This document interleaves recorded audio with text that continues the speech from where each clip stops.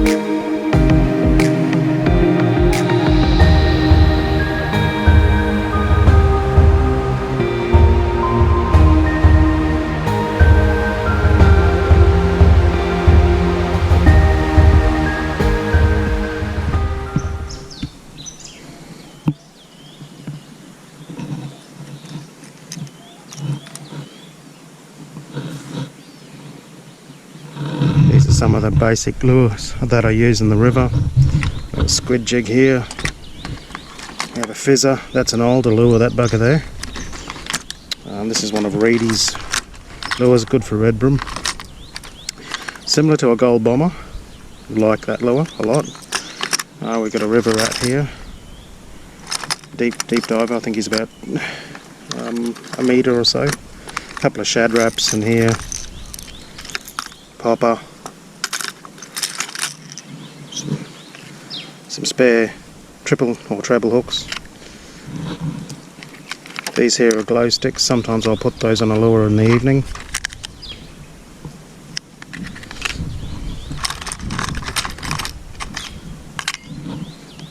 It's just a basic little kit for my river fishing.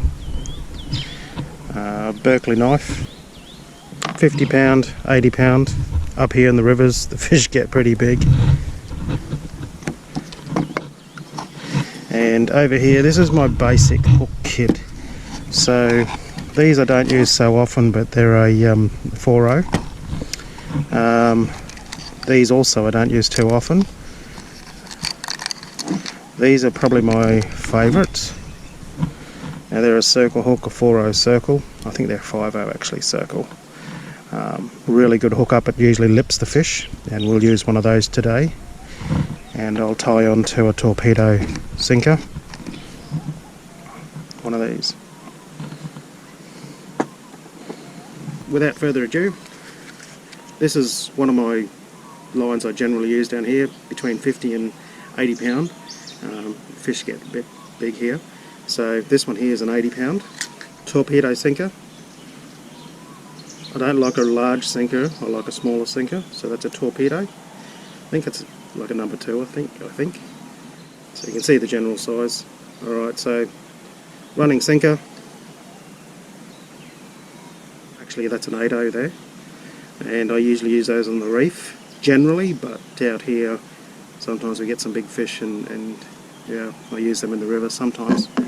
But my most popular or my favourite hook is the circle style hook, and these hooks have a really good hook up rate, and they'll often lip the fish in the corner of the mouth, making it easy to get out, and the fish generally don't swallow your hook. So if you have to release, and you do often here, if there's something too small or it's too big, or you've caught enough, you don't take any more than you actually need. Hey?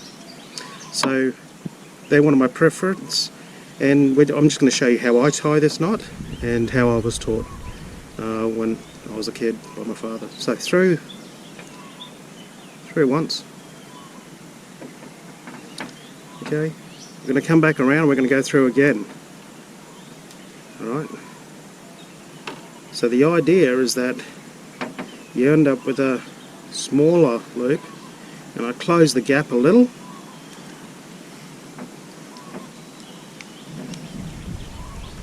Then with the other hand I hold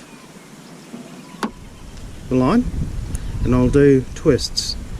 1, 2, 3, 4, 5, 6, 7. I've always done 7 twists.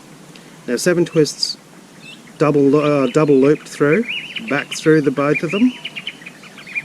This has never let go, ever. I let it go, but this has never let go. So I'll do that again. 1, 2, 3, 4, 5, 6, 7. Back through. Now, I don't know about you, but I use everything at my apparel, and that's my mouth.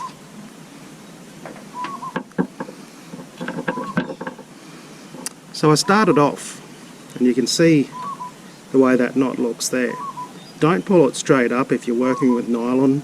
You should give it a bit of lubrication here. So what's best? Run it through your mouth a little, make it a little bit moist.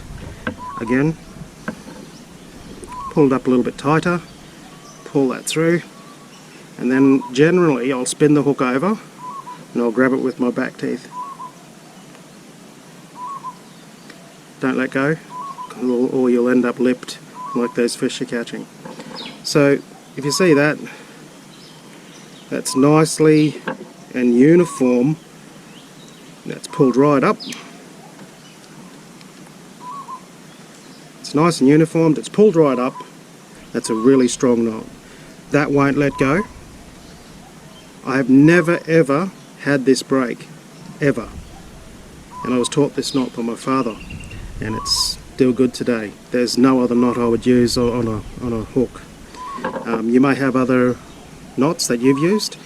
Leave a comment down below and let me know. I'd love to see an example, alternate knots, and your experiences with this. I'm going to do a link also, guys, to a competition that I've got going through till 30th of June. The link will be up here. So click on that and you can actually see the other video and make comment and leave your name and a bit of a comment about that video in the description to be eligible. If you are a current subscriber, do the same thing again in the other video. Alright, so never leave a tag on like that, that's too much. The fish often feel that, they'll get a bit strange and won't like it.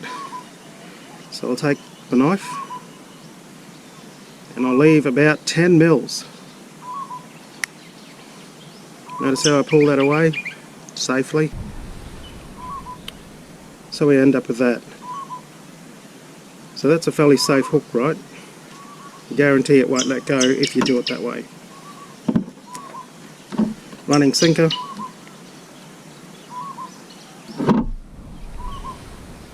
This rig is right to go.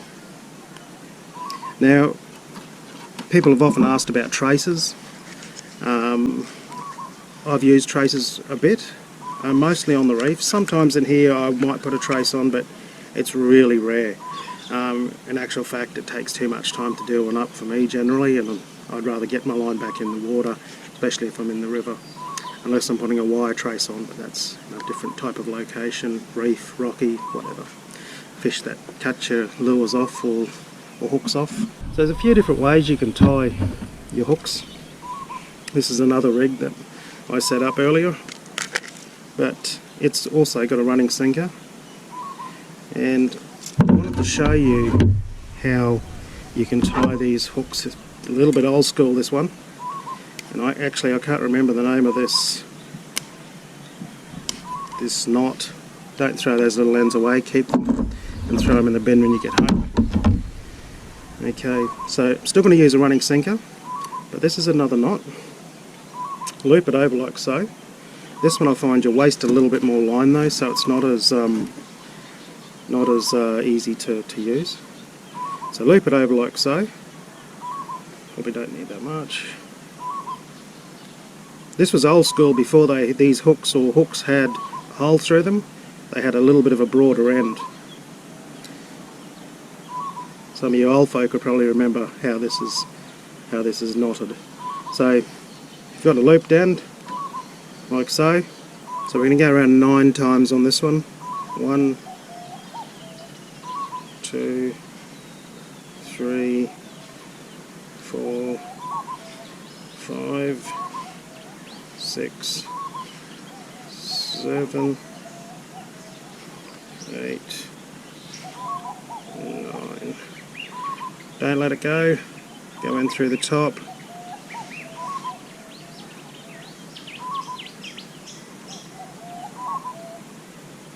Close that gap. Alright. So that's that knot, guys. I'll leave the knot name in the description below because I can't remember what that one was called, but that's another one they used to use when these were just flat tabs. Much more fiddly, but it's another option, and it works. And I won't retie that because I'll use that and I trust it. Now there's another option of putting a double hook on, if you so wish. And if I was going to put a double hook on to something like this, and I wouldn't normally do this in the river, but you can, I would go around like so, let the sinker sit back a bit, so I make a loop like this, about this large. Now this is like I use on the reef, it's a dropper rig, but you could use it here. So you've got a loop like so. Right, this is going to in fact be the trace basically. Alright, so you've got a loop like that, it's crossed over, it's not tied there, it's crossed over. Now,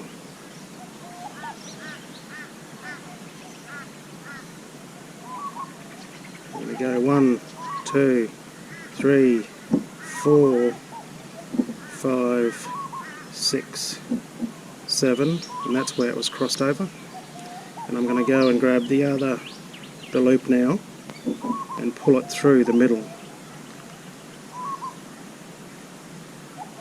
See how that came together? A little bit of lubrication. I just gently grasp it. We'll just throw another hook on, right? But I won't tie it the way I did before. We're going to get this loop, we're going to put it through the hook eye. We're going to go over the top of that and pull it through. So it looks like that. Yeah, very easy to do. You can do that at night time as well without a light. So well worth remembering that one. So it's just a loop, and where the loop crosses over, spin that around itself, leave the loop out here, spin it around itself 7 times, then pull the loop back through it, hold that loop end in your mouth, slowly pull the 2 ends apart, and you'll end up with a nice little extra addition to your fishing arsenal and your jig or your rig. So, okay guys, thanks for watching. Leave a comment, ring the notification bell, and tell us about some of your experiences, and let me know what sort of rig you use when you're out fishing, and yeah, I'd love to hear from you. Cheers, have a great one, see you on the flip side.